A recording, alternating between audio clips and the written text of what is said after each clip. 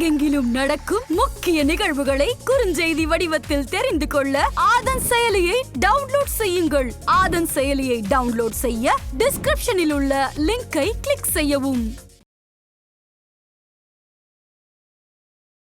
பூலித்தேவன் மற்றும் ஒண்டி வீரன் இவர்களுடைய பிறந்த நாளை முன்னிட்டு இவ்வளவு சென்சிட்டிவாக 144 போடுற அளவுக்கு இந்த பிறந்த நாளில் இந்த இருவரின் பிறந்த நாளில் இருக்கக்கூடிய மர்மம் என்ன, எதற்காக இவ்வளவு சென்சிட்டிவ் இஷ்யூ அதை பார்க்குறாங்க? ஸோ என்னென்னா மருதநாயகம்ங்கிறது வந்து எப்படி பார்க்குறாரு, அது வரலாறு வந்து ஒருத்தரை வந்து ஒரு சமூகம் ஒருவரை வந்து ஹீரோவை பார்க்கும், இன்னொருத்தர் வேறு விதமான பார்வை வைப்பாங்க. ஸோ களத்தில் வந்து புலித்தேவனை எதிர்கொண்டு நின்றவர் வந்து கான் சாஹிப்ங்கிற மருதநாயகம். இவ்வளவு தூரம் சுதந்திரத்துக்காக போராடி இருக்காரு, மக்களுக்காக குரல் கொடுத்திருக்கிறாரு, ஆங்கிலேயர்கள் எடுத்து மிக தைரியமாக போரிட்டு இருக்கார், கடவுள் பக்தி உள்ளவர், இறை பக்தி கொண்டவர், கோயிலுக்கு நிறைய பண்ணியிருக்காரு. இவ்வளவு நல்ல விஷயங்கள் இருக்கும்போது இவரை வந்துட்டு ஒரு குறுகிய சாதி அப்படின்ற ஒரு வட்டத்துக்குள்ள வந்து அடைச்சிட்டாங்களா, இல்லை அடைக்கப்பட்டு விட்டாரா, திணிக்கப்பட்டாரா, என்ன நடந்தது? அதாவது கட்டபொம்மன் படத்தில் வர வசனங்கள்லாம் வந்து எல்லாருக்கும் அப்ளிகபிள் ஆகும். ஸோ எல்லா பழையக்காரர்களும் இப்படி ஒரு டேக் எடுத்தவங்க தான். தர முடியாது, ஏன் தரணும், நாங்கள் தான் மக்களோட இருக்கோம், உங்களுக்கு ஏன் வரி அப்படின்னு கேட்டவங்க அவங்க. முதலாக தமிழ்நாட்டில் பிரிட்டிஷ்காரர்களை எதிர்த்து குரல் கொடுத்தவர் அப்படிங்கிற ஒரு அந்த அடையாளம் வந்து புலித்தேவன் கிடைக்குது. முக்கிய தகவல்களை உடனுக்குடன் தெரிந்து கொள்ள ஆதன் செயலியை டவுன்லோட் செய்யுங்கள். டவுன்லோட் லிங்க் டிஸ்கிரிப்ஷனில் உள்ளது. ஆதன் நியூஸ் நேயர்களுக்கு வணக்கம். இன்றைய நேர்காணலில் நம்மோடு இணைந்திருக்கிறார் எழுத்தாளர் திரு ராம்கி அவர்கள். வாருங்கள் பேசுவோம். வணக்கம் சார். வணக்கம். இன்றைய தினம் பார்த்தீங்க அப்படின்னா தென்காசி மாவட்டங்கள் மற்றும் அதை சுற்றியுள்ள தென் மாவட்டங்கள் எல்லாம் 144 போட்டிருக்காங்க. ஏறக்குறைய ஒரு 10 நாளைக்கு. எதுக்காக அப்படின்னு பார்த்தோம் அப்படின்னா பூலித்தேவன் மற்றும் ஒண்டி வீரன் இவர்களுடைய பிறந்த நாளை முன்னிட்டு இவ்வளவு சென்சிட்டிவாக 144 போடுற அளவுக்கு இந்த பிறந்த நாளில் இந்த இருவரின் பிறந்த நாளில் இருக்கக்கூடிய மர்மம் என்ன, எதற்காக இவ்வளவு சென்சிட்டிவ் இஷ்யூ அதை பார்க்குறாங்க? அதுதான் தென் தமிழகம். ஆக்சுவலாக இப்போ நம்ம வந்து கடந்த சில மாதங்களில் நம்ம வந்து ஒரு மிக முக்கியமான ஒரு காலகட்டத்தை பற்றி நம்ம தொடர்ந்து பேசிகிட்டு இருந்தோம். ஆற்காடு நவாப்பு, சந்தா சாஹிப்பு, அப்படியே ஆரம்பித்து நம்ம வந்து வீரன் அழகுமுத்துக்கோன் பற்றி பேசணும், கட்டபொம்மன் வீரபாண்டிய கட்டபொம்மன் பற்றி பேசணும். ஸோ இந்த காலகட்டத்தை சேர்ந்தது தான். இப்போ நம்ம இன்னும் ஒரு சில விஷயங்கள் பற்றி பேசிட்டோம்னா கிட்டத்தட்ட ஒரு 100 ஆண்டுகளுக்கான ஒரு வரலாற்றை பேசின மாதிரி இருக்கும். ஏன் இது ரொம்ப முக்கியம்னா, நம்ம இதில் வந்து யாருமே பேசாத விஷயம் ஆக்சுவலாக ரொம்ப ரீசன்ட் பாஸ்ட் தான். ஆக்சுவலாக என்னென்னு உங்களுக்கு பிரிட்டிஷ் காலத்து வரலாறு பற்றி நிறைய பேர் பேசியிருக்காங்க, முகல்ஸ் காலத்தை பற்றி பேசியிருக்காங்க, அப்படியே நம்ம அப்படியே வரிசையாக போனால் சோழர் காலம் பல்லவர் காலத்தில் கூட பற்றி நிறையா பேசியிருக்கோம். ஆனால் இந்த இடைப்பட்ட காலம் ஒன்று இருக்குல்ல, அந்த ஆற்காடு நவாப், அதாவது சோழர் காலம் முடிஞ்சு நாயக்கர் காலம் முடிஞ்சு பிரிட்டிஷ் காலம் நடுவில் ஒரு சின்ன இடம் இருக்குது, ஒரு 50 ஆண்டுகளுக்கான வரலாறு. அந்த பகுதி வந்து யாருமே பேச மாட்டாங்க. என்ன பிரச்சனை, 2 விஷயம். ஒன்று, ரொம்ப குழப்பமான ஒரு காலகட்டம் அது, கலப்புரல் காலம் சொல்லுவாங்களே, இருண்ட காலம்னு. அதுக்கப்புறம் ரொம்ப ரீசெண்டாக நடந்த ஒரு 2 காலம் சொன்னால் இதுதான் சொல்லணும். ஏன்னா அவ்வளோ குழப்பங்கள், யார் எந்த பக்கம் இருக்காங்கன்னு தெரியாது. அதுவும் 2வது ரொம்ப சென்சிட்டிவான விஷயம். ஏன்னா அது வந்து பல சமூகங்கள் வந்து சில தலைவர்களை கொண்டாடுறாங்க. அப்படிங்கும்போது அவருடைய உணர்வுகளுக்கு, அவருடைய நம்பிக்கைக்கு நம்ம வந்து இடம் கொடுத்தாகணும். அதை எந்த விதையும் காயப்படுத்தாமலும் பேச வேண்டியிருக்கு. அப்படின்னால இந்த 2 விஷயத்தினால தான் பெரும்பாலும் இதை பற்றி பேசுகிறதே நிறைய பேர் தவிர்ப்பார்கள். அந்தந்த சமூகத்தை சேர்ந்தவர்கள் நிறைய பேர் பேசுவாங்க. நம்ம ஒரு வரலாற்று பார்வையிலே தான் அணுகுவோம். ஒரு வரலாற்று மாணவனாக எப்படி வந்து இந்த காலகட்டத்தில் நடந்த இவ்வளோ பெரிய தலைவர்கள் வராங்க, வீரன் அழகுமுத்துக்கோன் வராரு, புலித்தேவன் வராரு, அப்புறம் வீரபாண்டிய கட்டபொம்மன் வரிசையாக வராங்க. ஸோ இவர்களுக்கு பின்னால் உள்ள அரசியல் அந்த காலகட்டத்தில் நடந்தது, அது வந்து வரலாற்று கோணத்தில் நம்ம பார்க்கலாம். ஸோ அந்த வகையில் பார்க்கும்போது புலித்தேவன்கிறவர் வந்து ரொம்ப முக்கியமானவர் ஆக்சுவலாக. ஏன்னா புலித்தேவனுடைய வரலாறு வந்து ஒரு திருநெல்வேலி சார்ந்த எழுத்தாளர் மத்தியில் ஏற்கனவே டாக்குமெண்டட் ஆல்ரெடி. ஏன்னா அது வந்து ஆனால் இன்றைக்கும் வந்து அவர் என்று எப்போது பிறந்தார், எங்கே பிறந்தார், அவருடைய இளமை காலம் எங்கே இருந்ததுலாம் தெரியாது. அதுமாரி அவருடைய இறுதி காலம் எப்படி இருந்தது அப்படிங்கிறதும் ஒரு பெரிய ஒரு கேள்விக்குறியாக இருக்கும்.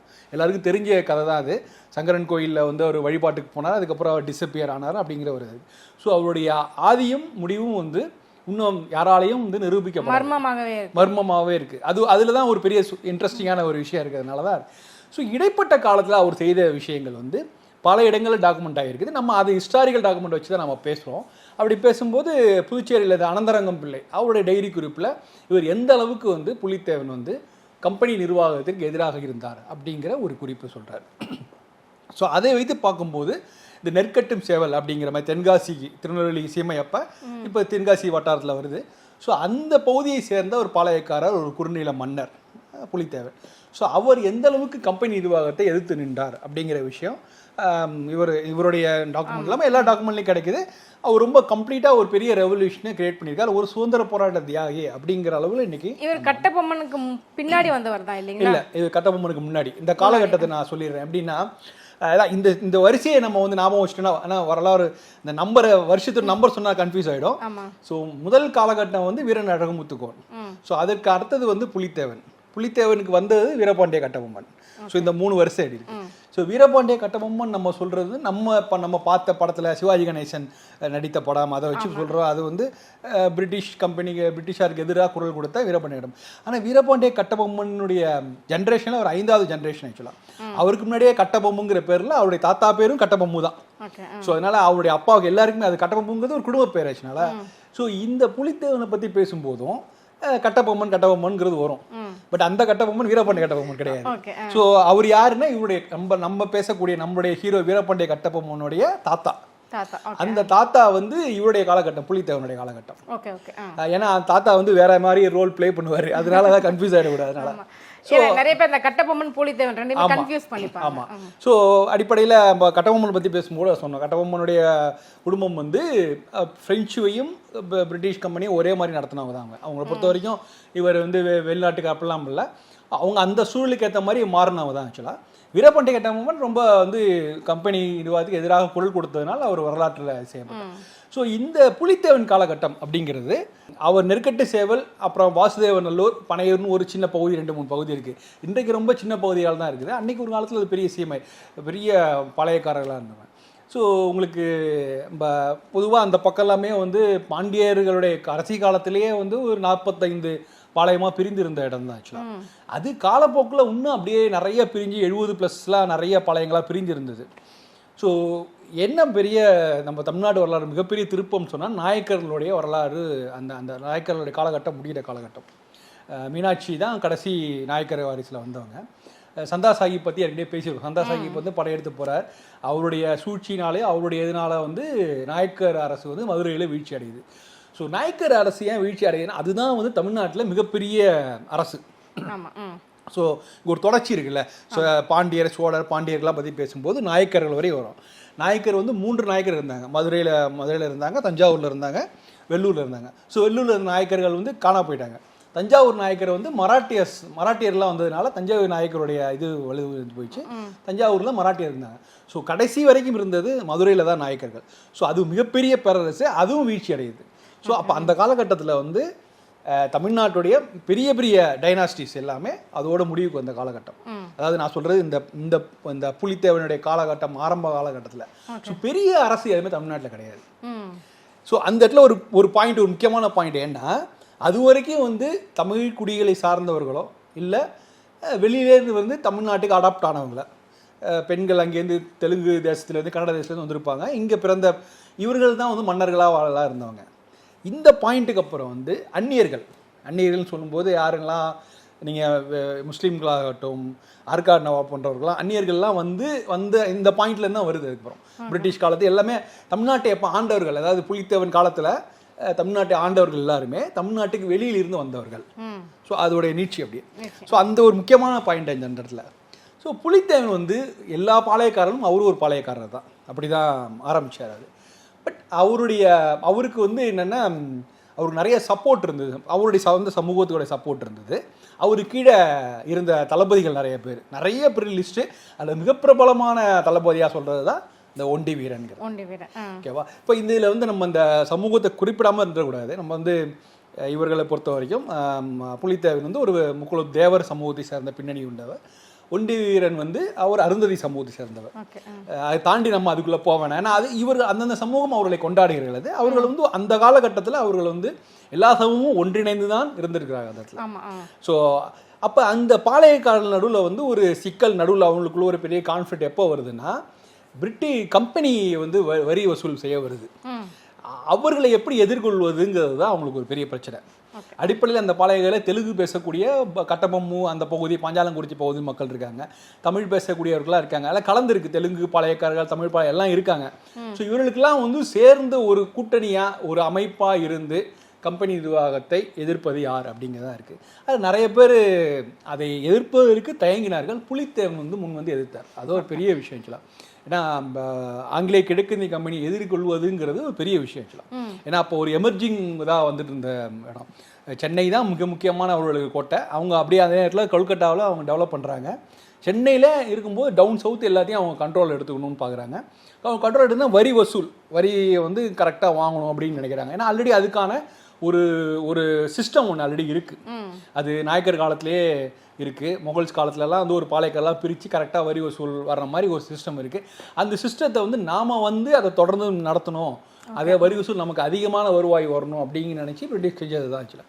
ஸோ அப்போ என்ன பண்ணாங்க, புலித்தேவன் காலத்தில் வந்து ஒரு 3 பேர் மிக முக்கியமானவர்கள் வந்து அந்த நெல்கட்டு சேவல் பாளையத்துறாங்க. அதில் வந்து முக்கியமானவர் யாருன்னா, ஒன்று இந்த நம்ம இதுக்கு சொன்னோம்ல, நம்ம ஆர்காட் நவாபுடைய ஒரு பிரதிநிதியாக, அந்த பிரதிநிதியாக போனவர் வந்து ஆர்காட் நவாபுடைய மாப்பூஸ் கான் அப்படிங்கிறவர் தான்.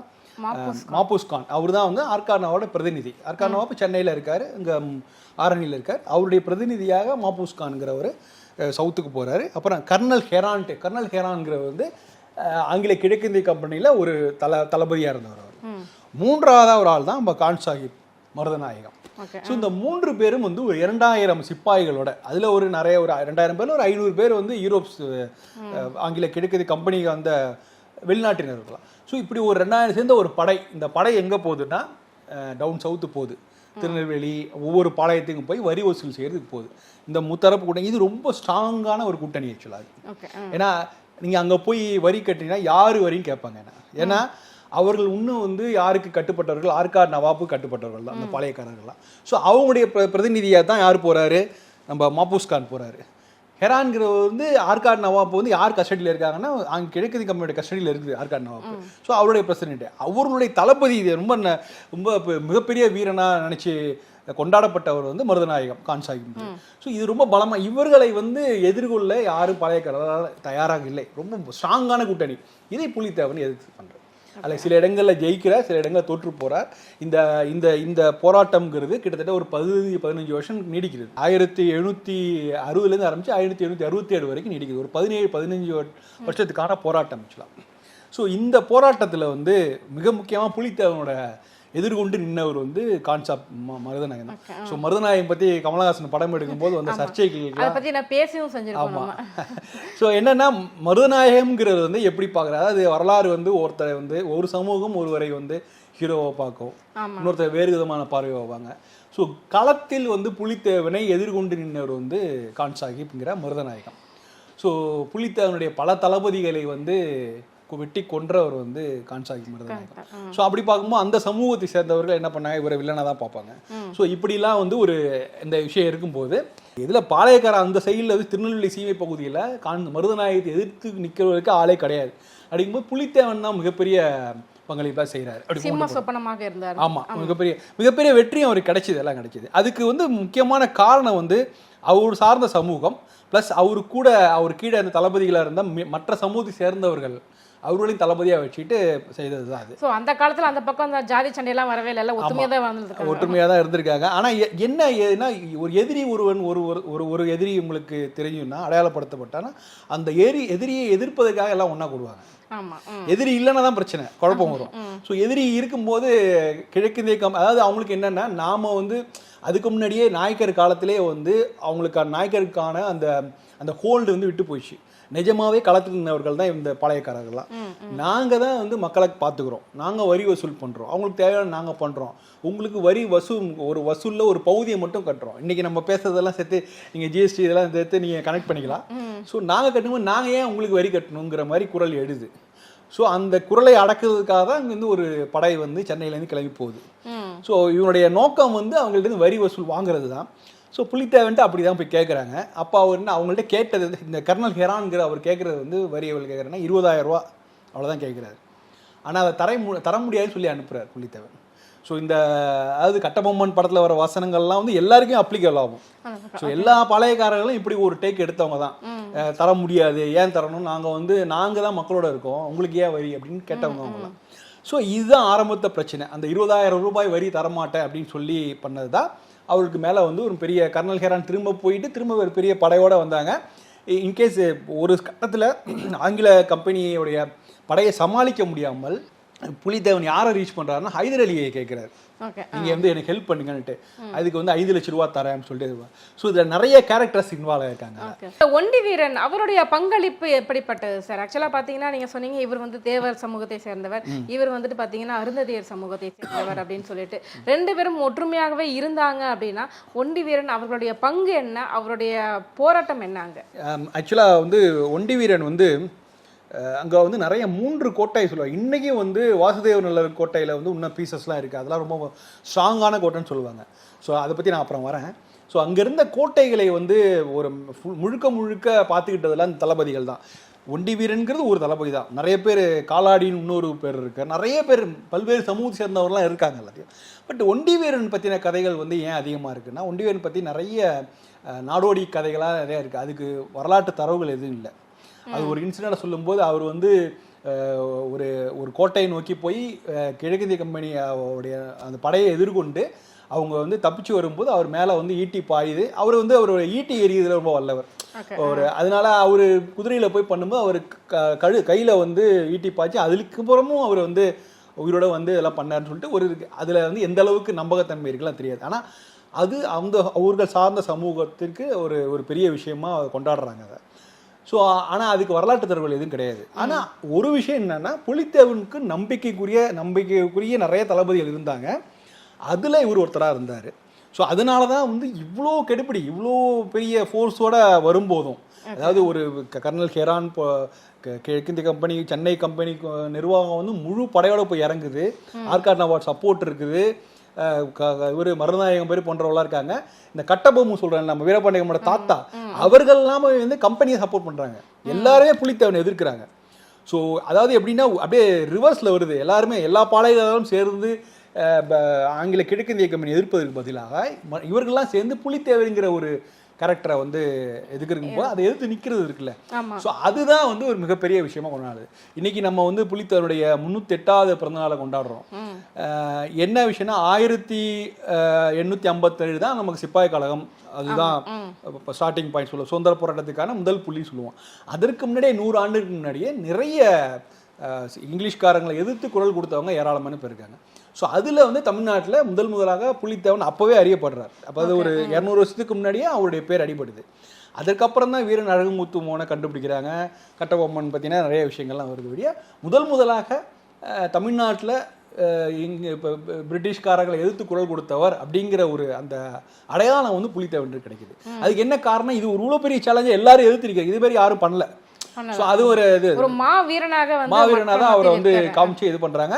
அதுக்கான தரவுகளும் இருக்குது. நம்ம வந்து ஏதோ ஒரு நாடோடி வாய்வழி கதைகளாக இல்லாமல் அனந்தரங்கன் டைரி குறிப்பு இருக்குது. பிரிட்டிஷ் காலத்தில் அவங்க கம்பெனிக்காரங்க எழுதின லெட்டர்ஸ்லாம் எல்லாமே இருக்குது. ஸோ அது வந்து உண்மை என்று நிரூபமாகிறது. ஸோ இது இவர் வந்து நிறைய கோட்டைகள் இருந்தாலும் ஒரு வாருக்கு 2 வார் கிடையாது, நிறைய அடுத்தடுத்து வார் நடந்துட்டு இருக்குது. அதில் தாக்கு பிடிச்சி நிற்கிறாரு. பல நேரங்களில் ஒரு தோல்வி. அவருக்கு எப்போ ஒரு பெரிய டர்னிங் பாயிண்ட்னா, மருதநாயகத்தை வந்து அவர் தோற்று போய் அவரை வந்து திண்டுக்கல்ல அவரை வந்து சூசைட் பண்ணுறாரு. அவர் கம்பெனிக்கு எதிராக திரும்பினால தான் அவரை இது பண்ணுறாங்க. ஸோ அது வந்து 1760-65 நினைக்கிறேன்.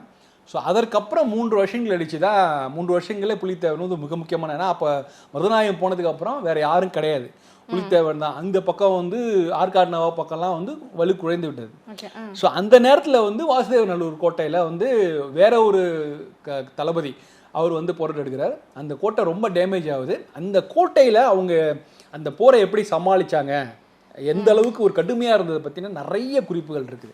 அதை வைத்து நிறைய புத்தகங்கள்லாம் எழுதியிருக்காங்க. இதுதான் மிக முக்கியமான விஷயமா இல்லாது. ஏன்னா அந்த கோட்டையை அது ரொம்ப வலுவான ஸ்ட்ராங்கான கோட்டை. அந்த கோட்டையிலையும் வந்து குண்டு போட்டு எடுத்து பீரங்கி வச்சு தகர்க்கும் போது அதில் உள்ளே இருந்து சமாளிக்க முடியாமல் மக்கள் வந்து அந்த ஓட்டையில் வந்து மக்களே உள்ளே நுழைஞ்சி அதை காப்பாற்றினாங்க அப்படிங்கிற மாதிரிலாம் நிறைய தரவுகள்லாம் இருக்குது.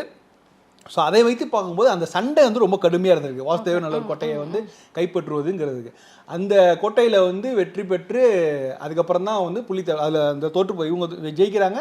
அதில் தோற்று போய் தான் அவரை வந்து கைது பண்ணி அழைச்சிட்டு போகிறாங்க. அதுக்கப்புறம் தான் அவர் சங்கரன் கோயிலில் போய் டிஸப்பியர் ஆகிறா இப்படிலாம் இருக்குது. ஸோ இதில் என்னென்னா, சங்கரன் கோயிலில் வந்து புலித்தேவனுக்கு ஒரு தனி இடம் இருக்குது. என்னென்னா அவர் வந்து ஒரு சிவபக்தராக கொண்டாட போகிறார். எந்த அளவுக்கு அதாவது கோயிலுக்கு அவர் நிறைய நன்கொடைகள் கொடுத்ததா குறிப்புகளாக இருக்குது.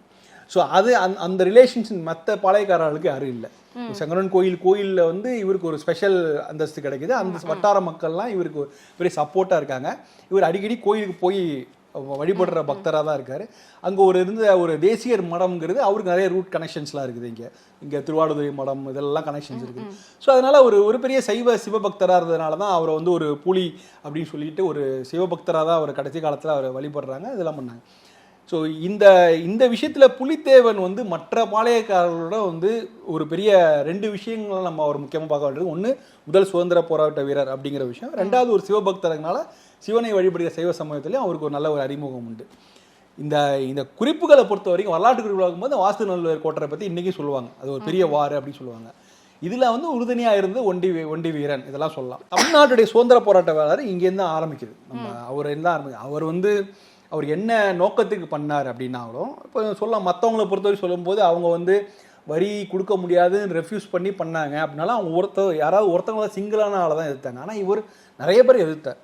ஸோ அந்த வகையில் ஒரு முக்கியமான ஆளாக இன்னைக்கு நம்ம இவ்வளவு தூரம் சுதந்திரத்துக்காக போராடி இருக்காரு, மக்களுக்காக குரல் கொடுத்திருக்கிறாரு, ஆங்கிலேயர்கள் எடுத்து மிக தைரியமாக போரிட்டு இருக்கார், கடவுள் பக்தி உள்ளவர், இறை பக்தி கொண்டவர், கோயிலுக்கு நிறைய பண்ணியிருக்காரு. இவ்வளவு நல்ல விஷயங்கள் இருக்கும்போது இவரை வந்துட்டு ஒரு குறுகிய சாதி அப்படின்ற ஒரு வட்டத்துக்குள்ள வந்து அடைச்சிட்டாங்களா, இல்லை அடைக்கப்பட்டு விட்டாரா, திணிக்கப்பட்டாரா, என்ன நடந்தது? ஏன் இவருடைய பிறந்த நாள் எல்லாம் பார்த்தீங்க அப்படின்னா பெரிய அளவில் வந்துட்டு கொண்டாடப்படணும். ஆனால் இன்னைக்கு 144 போட்டு பயந்து கொண்டாடுற அளவுக்கு வர காரணம் என்னவா இருக்கும் சார்? பிற்காலத்தில் வந்தவர்களா?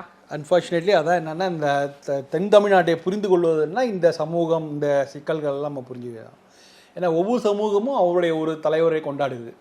ஸோ இப்போ அவங்க என்ன நினைக்கிறாங்கன்னா, தன்னுடைய சமூகத்தை சார்ந்த தலைவர் தான் கொஞ்சம் உயர்வானவர் அப்படிங்கிற மாதிரி நினைக்கிறாங்க. இந்த போட்டிக்காரர் இவருடைய காலகட்டம் தான். ஏன்னா அவ்வளோ பாளையக்காரர் இருந்தாங்க, அவங்களுக்குள்ள ஒற்றுமை கிடையாது. ஒருத்தரை வந்து நிறைய துரோகங்கள், கலகங்கள், அதான் அது ரொம்ப சிக்கலான வரலாறு. கட்டபொம்மன் ஒருத்தர் கொண்டாடுற ஒரு பக்கம் இருந்தாலும் அவர் வந்து நிறைய இடங்களை போய் கொள்ளையடித்தாருங்கும் போது அவர் மேலே வேறு விமர்சனங்கள்லாம் இருக்குது.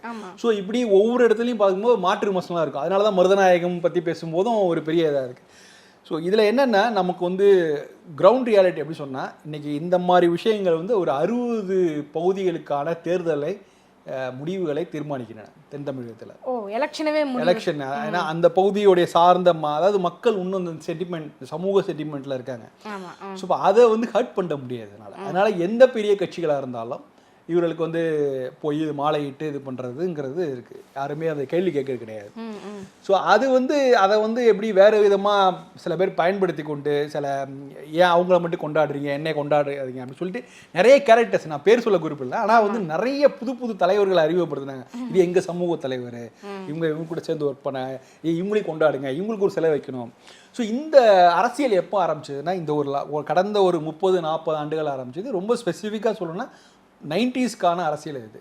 அது வந்து என்னதான் திராவிட இயக்கம் இருந்தாலும் கலைஞர் அவர்களும் ஜெயலலிதா அவர்களும் தான் இதுக்கு முதல்ல ஆரம்பிச்சு வச்சது. இன்னைக்கு சென்னையிலேயே நிறைய இந்த சமூகத்தோட தலைவர் நிறைய பேர் பார்ப்பீங்க, சிலைகள்லாம் பார்க்குறீங்க. அந்த பிறந்த நாளில் இவங்கெல்லாம் போய் மாலை போடுறத. இந்த பாலிடிக்ஸ் வந்து 90s ஆரம்பத்தில் ஆரம்பிச்சது தான். ஒவ்வொரு பகுதிக்கான ஒரு தலைவரை தேர்ந்தெடுத்து, அது நல்ல விஷயம் தான். இவங்கெல்லாம் ஒரு காலத்தில் அந்த சமூகத்தை சேர்ந்தவர்களுடைய பெரிய இதாக இருந்தாங்க. ஆனால் அது ஒரு ஸ்டேஜுக்கு அப்புறம் என்னென்னா, அது தேர்தல் அரசியலுக்கு முக்கியமான இடமா போய் அவங்களுக்கு போட்டி அரசியல் அதிகமாக போனதுனால ஒரு பெரிய பிரச்சனை ஆயிடுச்சு. இதுக்கான பலனை 90களிலே தமிழ்நாடு அனுபவிச்சுது. ஏன்னா 90கள் கடைசியில் வந்து மிகப்பெரிய ஜாதி கலவரங்கள்லாம் வந்தது. இப்போ நீங்கள் வச்சு அந்த தலைவர்களுடைய சிலைகள்லாம் வச்சு ஒரு கூண்டில் அடைச்சி அதுக்கு ஒரு பெரிய கிரில் கேட்லாம் போட்டு வச்சாங்க. ஸோ அந்த மாதிரி காலகட்டம்லாம் இருந்தது. இன்றைக்கி அது தொடருது. அது வந்து அதை தவிர்த்திருக்கலாம். அது அவங்க வந்து அதுதான் இப்போ நம்ம இந்த மாதிரி புலித்தேவன் பற்றி பேசும்போதும் அவங்களுடைய சுதந்திர போராட்ட அந்த வரலாற்று பின்னணியை நம்ம தொடர்ந்து பேசுறதுக்கு காரணமே அதுதான். ஒரு சமூக பணியில் வேறு மாதிரி பேசலாம், ஒவ்வொன்றும் இருக்குது. ஸோ இந்த தலைவர்களுக்கு நடுவில் உள்ள கான்ஃப்ளிக்ட் தான் இன்றைக்கி தேர்தல் சீர்மைக்கு. அது எஸ்பெஷலி தென் தமிழகம், இது போன்ற விஷயங்களை வட தமிழ்நாட்டில் நீங்கள் பார்க்க முடியாது. இன்றைக்கி வட தமிழ்நாட்டுடைய அரசியல் வேறு மாறி இருந்தாலும் பொதுவான ஒரு 200 வருஷத்துக்கான அரசியலை பார்க்கும்போது இந்த மாதிரி விஷயங்கள்லாம் வட தமிழ்நாட்டில். இது தென் தமிழ்நாட்டுடைய அது பெரிய அடையாளம். நம்ம என்ன பண்ணலாம், இதை கொண்டாடு அதே சமயத்தில் கைமீறி போய்விடாமல் அதை பார்த்துக்கணும், அவ்வளோதான். அவ்வளவுதான். இதை தாண்டி நம்ம ஒன்றும் செய்யறதுக்கு இல்லை. ஏன்னா அவங்க சமூகத்தை சேர்ந்தவர் கொண்டாடுறாங்க, அது தப்பு இல்லை, அவங்களுக்கான நம்பிக்கை உணர்வுகள். ஸோ அதை நம்ம வந்து கேள்வி கேட்க முடியாது. இந்த ப்ரொக்ளமேட்டரி டிக்ளைன் சொல்லுவாங்க, அவர்கள் உண்மையோ பொய்யோ இல்லையோ அவர்கள் அதை நம்புகிறார்கள். அது ஒரு ரிலீஜியஸ் சென்டிமெண்ட் மாதிரி. மக்களுடைய நம்பிக்கை வந்து நம்ம நம்பிக்கை, அந்த நம்பிக்கையை நம்ம மதிக்கணும், அதுக்கான உணர்வுகளை கொடுக்கும். என்னென்ன இவர் தலைவர், இவர் பெரியவரா அவர் பெரியவரா அப்படிங்கிற மாதிரி அதுக்கான அந்த கம்பேரிட்டிவ் இடம் கொடுக்காமல் அது போயிட்டு இருந்தது. அந்த வட்டத்துக்குள்ள போகாம வெளிய நின்னு பார்த்தா இவர் ஒரு பெரிய தியாகி. ஆமா, இவர் சுதந்திர போராட்ட தியாகி. இவர் தமிழ்நாட்டுடைய சுதந்திர போராட்ட வரலாறு அப்படின்னு ஆரம்பிச்சு எழுதணும்னா அதை இவர்கிட்ட இருந்து ஆரம்பிச்சாகும். கண்டிப்பா இவர் பேரை மறுக்க முடியாது, மறக்க முடியாது. கண்டிப்பா இதை எழுதணும். பட் அந்த வரலாறே வந்து வெவ்வேறு ஆங்கிள் எழுதாகணும். நானா கூட இந்த ஒரு சுதந்திர போராட்டம் எழுதும்போது நம்ம திரும்ப சொல்றேன் என்னன்னா, யாரெல்லாம் பிரிட்டிஷாரை எதிர்த்தார்களோ அவர்களாம் சுதந்திர போராட்ட தியாகிகளாக சொல்றாங்க. பட் எல்லாருமே இப்போ நீங்கள் சொல்லும்போது இந்தி மொழி போராட்டத்தை ஏன்னு சொல்லுவாங்க. இந்தி தெரியாமல் இந்தியை காரை வச்சு அழிச்சவங்களும் தியாகி தான். ஆனால் இந்தியை படிச்சுட்டு அதில் வந்து பண்டிட்டாகி தமிழையும் படித்து இங்கிலீஷையும் படித்து அதில் நிறைய மொழியாக்கள்லாம் செய்து இதெல்லாம் பார்த்து எல்லாம் அனலைஸ் பண்ணிட்டு இல்லை தமிழ் வந்து எல்லா விதத்துலையும் சிறந்ததுன்னு சொல்கிறாங்கல்ல ஒரு பெரிய. ஸோ அவங்களும் மொழி போராட்ட தியாகிகள் தான். ஸோ இவங்களுடைய பங்களிப்பு அவங்கள பங்களிப்பும் ஒரே தட்டில் வச்சு பார்க்கக்கூடாது. வேறு விதமான வரலாறு நம்ம எழுதும்போது, அதுபோல் இந்த சுதந்திர போராட்ட வரலாற்று நம்ம எழுதும்போது இவர் என்ன பண்ணார் அவர் என்ன பண்ணார் அப்படிங்கும்போது அதோடைய ஆக்சுவல் வரலாறையும் உள்ளே கொண்டு வரணும். அதுக்கு இன்னும் நிறைய ரிசர்ச் பண்ணணும். நம்ம வந்து கீழடிக்கெல்லாம் போயிட்டோம், பல்லவர்கள் கால கல்வெட்டு கிடைக்குது, சோழர் கால கல்வெட்டு கிடைக்குது. ஆனால் வெரி ரீசன்ட் பாஸ்ட்டு வீரநழுவு முத்துவனாகட்டும் புலித்தேவனாகட்டும் அவர்கள் எங்கே பிறந்தார்கள் எங்கே வளர்ந்தார்கள் அது பற்றின ரிசர்ச் நமக்கு கிடைக்கல. ஸோ அது இன்னும் அது நம்ம நினைச்சா கிடைக்கும். அது தேடி அதுக்கான ரிசர்ச் நடந்ததுன்னா கிடைக்கும். அதை ஃபில்ஃபில் பண்ணாமல் நம்ம எதுவும் பண்ண முடியாது. ஹிஸ்ட்ரி வந்து இன்கம்ப்ளீட், அது தெரிஞ்சு ஆகணும். அதை ஸோ அது தமிழ்நாட்டு ஹிஸ்டரியே நிறைய வந்து இன்னும் புதுப்பிக்கப்படாமல் இருக்கு, நிறைய அது இன்கம்ப்ளீட்டாக தான் இருக்குது. அதில் இன்னும் எழுதும்போது வேறு விதமான ஆங்கிள் நம்ம எழுதி ஆகணும். புது புது வரலாறுகள்லாம் வரும், நிறைய டிபேட்லாம் வரும். ஆனால் நிறைய புது தலைவர்களாக நம்ம உண்மை மக்களுக்கு தெரியும். ஒருத்தரை வந்து போர்ட்ராய் பண்ணி கொண்டாடுவதை விட அவரை விமர்சன போக்கள் நம்ம அணுகும் போது வேறு விதமான வரலாறு. அவர்களை பற்றின குறிப்புகளை எழுதி வைக்க மறந்துட்டாங்களா, அது மறைக்கப்பட்டிருக்குமா சார்? இல்லை, மறைக்கப்படுறதுக்கு வாய்ப்புகள்லாம் கிடையாது. அந்த காலகட்டத்துடைய சூழலை வந்து இந்த டாக்குமெண்ட் பண்ணுறதுங்கிறது ஒரு பெரிய விஷயம். ஆக்சுவலாக பாமர சாமானிய மக்களால் அது செய்ய முடியாத விஷயம். ஆக்சுவலாக ஒரு தெளிவாக ஒரு ராஜா வந்து சில குறிப்பிட்ட பண்டிட் சில பேர் சமூகத்தை சேர்ந்தவர்கள்லாம் இது இப்படி பண்ணுங்கன்னு சொன்னாங்கன்னா அவங்க பண்ணுவாங்க. இது சாமானிய மக்கள் தன்னுடைய சமூகத்தை சேர்ந்து கொண்டாடுறவர்கள் நம்ம அவனை பற்றி எழுதணும் அப்படின்னு சொன்னால் அது ரொம்ப ரொம்ப கஷ்டம். இப்போ இன்றைக்கி புலித்தேவனுக்கு சங்கரன் கோயிலுக்குள்ள ரிலேஷன்ஸ் பற்றி நம்ம பேசுகிறோம்ல, அது ஏன்னா இவர் சங்கரன் கோயிலுக்கு நிறைய நன்கொடையை கொடுக்குறாரு. அதை சங்கரன் கோயில் சமூகத்தை சேர்ந்தவர்கள் அந்த சுற்றுவட்டாரத்தில் இருக்கிறவங்க அது கல்வெட்டுலாவும் பொறித்து வைக்கிறாங்க. அதுலேருந்து நமக்கு தெரிய வருது. இப்போ இவர் பகுதியில் இவர்களே யாரும் போய் எழுதி வைக்கல. அங்கே ஒரு ட்ரெடிஷன் இருக்குது. சங்கரன் கோயிலுக்கு யாரெல்லாம் நன்கொடை கொடுத்தார்களோ அவர்களை பற்றின ஒரு பேரை வந்து பதிவு செய்ய வேண்டிய வழக்கம் இருக்குது. அப்படி இருக்கும்போது இவரது கொடுத்ததை வந்து தெரியுது. இப்போ நமக்கு பொதுவாகவே தமிழர்களுக்கு வந்து டாக்குமெண்ட் பண்ணுறதுல அது ரொம்ப சிரமமான காரியம். அவங்க அதுக்கான பழக்கமே இல்லை. ஸோ அப்படி இருக்கும்போது மறைக்கப்பட்டதுன்னு நம்ம சொல்ல முடியாது. நம்ம சில விஷயங்கள் நம்ம விட்டுட்டோம், மிஸ் பண்ணிட்டோம். பட் அதை ரொம்ப டெடிக்கேட்டாக ரிசர்ச் பண்ணும்போது அது கிடைக்கும். அதாவது நம்ம அதை தாண்டி 2000 வருஷத்துக்கான ஹிஸ்ட்ரியை நம்ம எடுக்கும்போது ஒரு 200-300 வருஷத்துக்கான ஹிஸ்ட்ரியை நம்ம எடுக்க முடியும். இதில் சார் நீங்கள் பேசும்போது சொன்னீங்க புலித்தேவன் பற்றி நிறைய விஷயங்கள் சொன்னீங்க, அதே மாதிரி ஒண்டிவீரன் பற்றியும் சொன்னீங்க. இதில் ஒண்டிவீரன் பற்றி பார்க்கும்போது என்ன எனக்கு ஒரு சந்தேகம்னா, அந்த சமயத்தில் நீங்கள் சொன்ன மாதிரி நிறைய போர்ப்படை தளபதிகள் இருந்தாங்க, இவரை விடவும் திறமைசாலிகள் இருந்திருப்பாங்க. இவர் ஈட்டி எறிதலில் வல்லவர் அப்படின்னு சொன்னீங்க, மக்களுக்காக நிறைய செஞ்சாருன்னு சொன்னீங்க. இவ்வளவு தளபதிகளை விட்டுட்டு ஒண்டிவீரன் மட்டும் இன்னமும் காலத்தால் அழிக்க முடியாமல் இன்னமும் வந்து வரலாற்றில் இருக்காரு அப்படின்னா கண்டிப்பாக இதை தாண்டி அவர் வேற ஏதோ பல விஷயங்கள் அவர் பண்ணியிருக்கணும் மக்களுக்காக. ஆமா, அதுதான் நமக்கு தெரியாது. ஒண்டிவீரனை பத்தின கதைகள் எப்படி இருக்குன்னா, அவர் புலித்தேவனுடைய தளபதி, அவ்வளவுதான். ரெண்டாவது புலித்தேவனுக்காக சில போர்களை களத்தில் நின்று நடத்தியவர். அவர் ஆங்கில கிழக்கிந்திய கம்பெனியை எதிர்த்து அவர் போய் ஒரு உள்ள போய் ஒரு அட்டாக் பண்றாரு, அதுல அவர் காயம் பண்றார். இந்த தகவல் தான் இருக்கு ஒழிய ஒண்டிவீரன் எங்க பிறந்தா வளர்ந்தா என்ன செய்தார் அப்படிங்கிற தகவல் இல்லை. ஸோ இப்போ அவரை கொண்டாடின சமூகம் அதை செய்யணும், தேடி எடுக்கணும்ல. அப்போ நம்ம ஒண்டிவீரன் மட்டும் இல்லை, நிறைய பேர் இருக்காங்க. ஸோ ஒவ்வொன்றையும் டாக்குமெண்ட் பண்ணால் தான் நமக்கு தெரியும் யாரெல்லாம் என்ன மாதிரியான விஷயங்கள் கான்ட்ரிபியூட் பண்ணியிருக்காங்க அப்படிங்கிறது. இதை தவறில்லை, அதை டாக்குமெண்ட் பண்ணியே ஆகணும் அப்படிங்கிறனால. ஏன்னா புலித்தேவன் கைவசம் இருந்த அந்த சின்ன பகுதியில் 3 கோட்டை வச்சிருக்காரு. நெற்கட்டும் சேவலில் ஒரு கோட்டை, வாசுதேவன் நல்லூரில் ஒரு கோட்டை, பனையூரில் ஒரு கோட்டை, 3 மிகப்பெரிய கோட்டை வச்சிருக்காரு. ஒரு சின்ன பகுதியில் 3 கோட்டை. ஒரு கோட்டைன்னா அதுக்கு ஒரு தளபதி, அதை நிர்வாகம் பண்ணுறது எத்தனை ஆட்கள் இவ்வளோ இருக்குது. ஸோ இப்போ ஒரு தளபதி இல்லை, நிச்சயமாக 3 தளபதிக்கு மேலே இருப்பாங்க. ஸோ அதை நிர்வாகம் பண்ணும். அவ்வளோ பேர் அவருடைய கான்ட்ரிபியூஷன் இருக்குது. இதை புலித்தேவன் யாருமே மறுக்கல. அவருடைய நோட்ஸ்லேயே நிறைய அவர் சம்மந்தமான குறிப்புகளே வருது. அவர் தன்னை மற்ற தளபதி கேட்டு அவங்க மூலமாக படையது 2 போனதெல்லாம் இருக்குது யாருமே. பட் ஸ்பெசிஃபிக்காக இந்த தளபதியோட பேரை சொல்லி நீங்கள் கோயிலே வந்து பல கோயில்களில் வந்து கட்டினவர் யாருங்கிறது குறிப்பு இல்லை. பெரிய கோயிலில் தானே அதை மாதிரி எழுதி வச்சுருக்காங்க. ஸோ இந்த மாதிரி சில வரலாறு சில விஷயங்கள் அப்படியே ஸ்கிப் பண்ணிட்டு போகும்போது திரும்ப நம்ம தான் போய் தேடி கண்டுபிடிச்சி இது பண்ணான்ட்டு ஒண்டி வீரனை பற்றி அவ்வளோதான் நமக்கு தெரியும். அதை தாண்டி வெறும் தெரியாது. அது இன்னைக்கு நம்ம அவர் ஒண்டி வீரனை பற்றி கொண்டாடுற நிலையில் அவர் யாருங்கிறதுக்கான ரிசர்ச்சை நம்ம வந்து ரொம்ப முன்னெடுத்து கண்டுபிடிச்சே ஆக வேண்டும். கண்டுபிடிச்சி ஒரு புதிய வரலாறு நம்ம எழுதி தான் ஆகணும். என்னன்னா வடநாட்டு போர் வீரர்கள், வடநாட்டு தலைவர்கள், வடநாட்டிலேருந்து போர் புரிந்த வீரர்கள் அவங்கள பற்றின நிறைய குறிப்புகள் நம்மக்கிட்ட இருக்குது. நம்ம தமிழ்நாட்டை சேர்ந்த மாபெரும் வீரர்கள் அவங்கள பற்றிய குறிப்பு இல்லை அப்படின்னும் போது தான் நீங்கள் ஒவ்வொரு தலைவர்கள் பற்றி பேசும்போதும் என் மனசில் வந்துட்டு இருக்கிற மிகப்பெரிய ஒரு ஆதங்கமாகவே இருக்குது. வீரன் முத்து கொண்டு இப்போ அந்த பேர்லாம் நீங்கள் சொல்லி தான் எனக்கே தெரியுமே. வந்து நிறைய பேர்கள் வந்து மறைக்கப்பட்டிருக்கலாம் அப்படின்ற மாதிரி. கண்டிப்பாக இவர்களுடைய பேர்லாம் வந்துட்டு மீண்டும் வரலாற்றில் வரணும்.